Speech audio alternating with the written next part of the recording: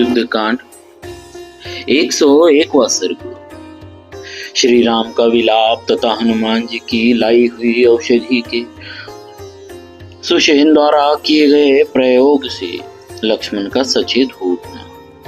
महाबली रावण ने शूरवीर लक्ष्मण को अपनी शक्ति से युद्ध में धराशायी कर दिया था। वे रक्त के प्रवाह से नहा उठे थे।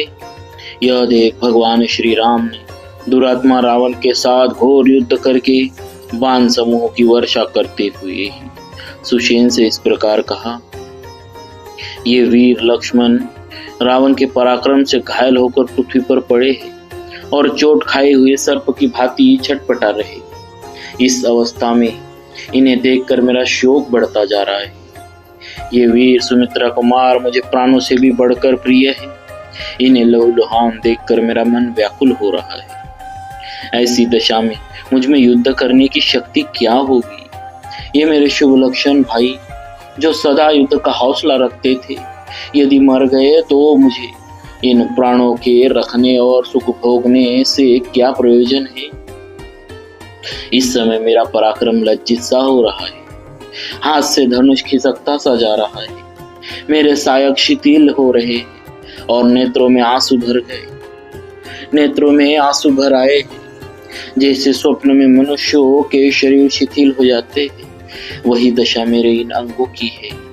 मेरी तीव्र चिंता बढ़ती जा रही है और दुरात्मा रावण के द्वारा घायल होकर मार्मिक आघात से अत्यंत पीड़ित एवं दुखातुर हुए भाई लक्ष्मण को कराहते देख मुझे मर जाने की इच्छा हो रही है। श्री रघुनाथ जी बाहर विचरने वाले प्राणों के समान प्रिय भाई लक्ष्मण को इस अवस्था में देख महान दुख से व्याकुल हो गए। चिंता और शोक में डूब गए। उनके मन में बड़ा विषाद हुआ। इंद्रियों में व्याकुलता छा गई और वे रणभूमि की धूल में घायल होकर पड़े हुए भाई लक्ष्मण की ओर देखकर विलाप करने लगे। शूरवीर, अब संग्राम में विजय भी मिल जाए तो मुझे प्रसन्नता नहीं होगी। अंधे के सामने चंद्रमा अपनी चांदनी बिखेर दे तो भी वे उसके मन में कौन सा आह्लाद पैदा कर सकेंगे? अब इस युद्ध से अथवा प्राणों की रक्षा से मुझे क्या प्रयोजन है? अब लड़ने भिड़ने की कोई आवश्यकता नहीं। जब संग्राम के मुहाने पर मारे जाकर लक्ष्मण ही सदा के लिए सो गए, तब युद्ध जीतने से क्या लाभ है? वन में आते समय जैसे महातेजस्वी लक्ष्मण मेरे पीछे पीछे चल आए हैं, उसी तरह यमलोक में जाते समय मैं भी इनके पीछे पीछे जाऊंगा। हाय, जो सदा मुझ में अनुराग रखने वाले मेरे प्रिय बंधुजन थे, छल से युद्ध करने वाले निशाचरों ने आज उनकी यह दशा कर दी। प्रत्येक देश में स्त्रियां मिल सकती है, देश देश में जाति भाई उपलब्ध हो सकते हैं, परंतु ऐसा कोई देश मुझे नहीं दिखाई देता जहां सहोदर भाई मिल सके। दुर्दर्श वीर लक्ष्मण के बिना मैं राज्य लेकर क्या करूंगा? पुत्र वत्सला माता सुमित्रा से किस तरह बात कर सकूंगा? माता सुमित्रा के दिए हुए उलाहने को कैसे सह सकूंगा? माता कौशल्या और कैकेयी को क्या जवाब दूंगा? भरत और महाबली शत्रुघ्न जब पूछेंगे कि आप लक्ष्मण के साथ वन में गए थे, फिर उनके बिना ही कैसे लौट आए, तो उन्हें मैं क्या उत्तर दूंगा? अतः मेरे लिए यही मर जाना अच्छा है। भाई बंधुओं में जाकर उनकी कही हुई खोटी खरी बातें सुनना अच्छा नहीं।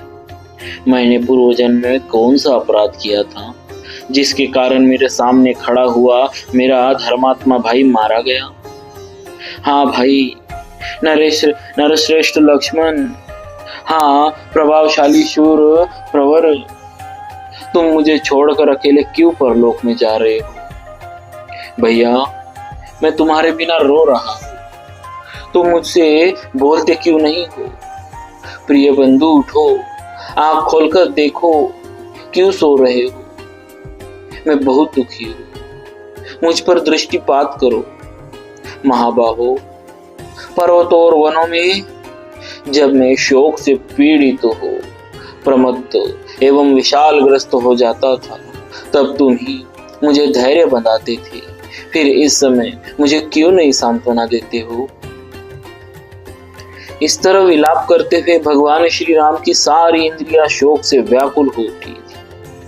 उस समय सुषेण ने उन्हें आश्वासन देते हुए यह उत्तम बात कही, पुरुष सिंह, व्याकुलता उत्पन्न करने वाली इस चिंता युक्त बुद्धि का परित्याग कीजिए, क्योंकि युद्ध के मुहाने पर की हुई चिंता बाणों के समान होती है और केवल शोक को जन्म देती है। आपके भाई शोभा वर्धक लक्ष्मण मरे नहीं है। देखिए, इनके मुख की आकृति अभी बिगड़ी नहीं है और न इनके चेहरे पर कालापन ही आया है। इनका मुख प्रसन्न एवं कांतिमान दिखाई दे रहा है। इनके हाथों की हथेलियां कमल जैसी कोमल है, आंखें भी बहुत साफ है। प्रजानाथ, मरे हुए प्राणियों का ऐसा रूप नहीं देखा जाता। शत्रुओं का दमन करने वाले वीर, आप विषाद न करें, इनके शरीर में प्राण है। वीर, ये सो गए हैं। इनका शरीर शिथिल होकर भूतल पर पड़ा है, सांस चल रही है और हृदय बारंबार कंपित हो रहा है। उसकी गति बंद नहीं हुई। यह लक्षण इन्हें जीवित होने की सूचना दे रहे हैं। श्री रामचंद्र जी से ऐसा कहकर परम बुद्धिमान सुषेण ने पास ही खड़े हुए महाकपि हनुमान जी से कहा, सौम्य, तुम शीघ्र ही यहाँ से महोदय पर्वत पर, जिसका पता जामवान तुम्हें पहले बता चुके हैं, जाओ और उसके दक्षिण शिखर पर उगी हुई विशल्य करनी, सावर्ण्य करनी, संजीव करनी तथा संधानी नाम से प्रसिद्ध महाऔषधियों को यहाँ ले आओ। वीर, उन्हीं से वीरवर लक्ष्मण के जीवन की रक्षा होगी। भक्तों, शरीर में धसे हुए बाण आदि को निकालकर घाव भरने और पीड़ा दूर करने वाली विशल्य करनी औषधि है। शरीर में पहले किसी रंगत लाने वाली सावर्ण्य करनी है। मूर्छा दूर कर चेतना प्रदान करने वाली संजीव करनी औषधि, टूटी हुई हड्डियों को जोड़ने वाली संधानी औषधि है। सुषेण जी के ऐसा कहने पर हनुमान जी औषधि पर्वत महोदय गिरी पर गए, परंतु उन औषधियों को न पहचानने के कारण वे चिंता में पड़ गए। इसी समय अमित तेजस्वी हनुमान जी के हृदय में यह विचार उत्पन्न हुआ कि मैं पर्वत के इस शिखर को ही ले चलूं। इसी शिखर पर वह सुखदायिनी औषधि उत्पन्न होती होगी, ऐसा मुझे अनुमानतः ज्ञात होता है, क्योंकि सुषेण जी ने ऐसा ही कहा था। यदि विशल्य करनी को लिए बिना ही लौट जाओ तो अधिक समय बीतने से दोष की संभावना है और उससे बड़ी भारी घबराहट हो सकती है।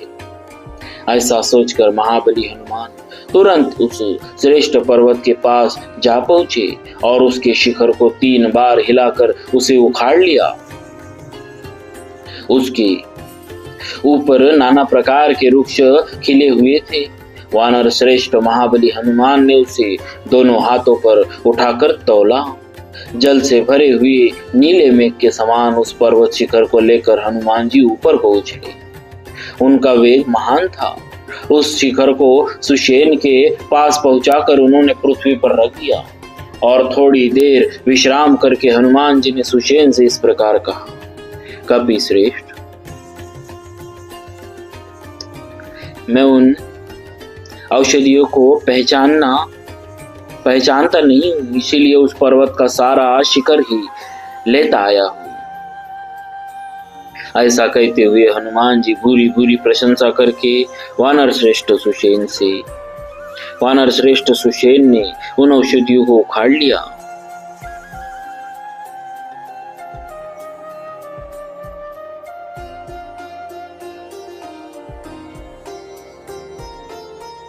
हनुमान जी का वह कर्म देवताओं के लिए भी अत्यंत दुष्कर था। उसे देखकर समस्त वानर युद्धपति बड़े विस्मित हुए। महातेजस्वी कपि श्रेष्ठ सुषेण ने उस औषधि को कूट पीस कर लक्ष्मण जी की नाक में दे दिया। शत्रु का संहार करने वाले लक्ष्मण के सारे शरीर में बाण धसे हुए थे। उस अवस्था में उस औषधि को सूंघते ही उनके शरीर से बाण निकल गए और वे निरोग हो शीघ्र ही भूतल पर उठकर खड़े हो गए। लक्ष्मण को भूतल से उठकर खड़ा हुआ देख वे वानर अत्यंत प्रसन्न हो साधु साधु कहकर उनकी भूरी भूरी प्रशंसा करने लगे। तब शत्रु वीरों का संहार करने वाले भगवान श्री राम ने लक्ष्मण से कहा, आओ आओ। ऐसा कहकर उन्होंने उन्हें दोनों भुजाओं में भर लिया और गाढ़ आलिंगन करके हृदय से लगा लिया। उस समय उनके नेत्रों में आंसू छलक रहे थे। सुमित्रा कुमार को हृदय से लगाकर श्री रघुनाथ जी ने कहा, वीर, बड़े सौभाग्य की बात है कि मैं तुम्हें मृत्यु के मुख से पुनः लौटा देखता हूँ। तुम्हारे बिना मुझे जीवन की रक्षा से, सीता से अथवा विजय से भी कोई मतलब नहीं है। जब तुम ही नहीं रहोगे तब मैं इस जीवन को रखकर क्या करूंगा। महात्मा श्री रघुनाथ जी के ऐसा कहने पर लक्ष्मण खिन्न हो शिथिल वाणी में धीरे धीरे बोले, आर्य, आप सत्य पराक्रमी हैं। आपने पहले रावण का वध करके विभीषण को लंका का राज्य देने की प्रतिज्ञा की थी। वैसी प्रतिज्ञा करके अब किसी ओछे और निर्बल मनुष्य की भांति आपको ऐसी बात नहीं कहनी चाहिए। सत्यवादी पुरुष झूठी प्रतिज्ञा नहीं करते हैं। प्रतिज्ञा का पालन ही बड़प्पन का लक्षण है। निष्पाप रघुवीर, मेरे लिए आपको इतना निराश नहीं होना चाहिए। आज रावण का वध करके आप अपनी प्रतिज्ञा पूरी कीजिए। आपके बाणों का लक्ष्य बनकर शत्रु जीवित नहीं लौट सकता। ठीक उसी तरह जैसे गरजते हुए तीखी दाढ़ वाले सिंह के सामने आकर महान गजराज जीवित नहीं रह सकता। ये सूर्य देव अपने दिन भर का भ्रमण कार्य पूरा करके अस्ताचल को नहीं चले आते, तब तक ही जितना शीघ्र संभव हो सके मैं उस दुरात्मा रावण का वध देखना चाहता हूँ। आर्य, वीरवर, यदि आप युद्ध में रावण का वध करना चाहते हैं, यदि आपके मन में अपनी प्रतिज्ञा के पूरी करने की इच्छा है, तब आप राजकुमारी सीता को पाने की अभिलाषा रखते हैं, तो आज शीघ्र ही रावण को मारकर मेरी प्रार्थना सफल करें। इस प्रकार श्री वाल्मीकि निर्मित आर्ष रामायण आदि काव्य के युद्ध कांड में 101वां सर्ग पूरा हुआ। बोलिए श्री सीताराम जी महाराज की जय। भक्तवत्सल भगवान की जय।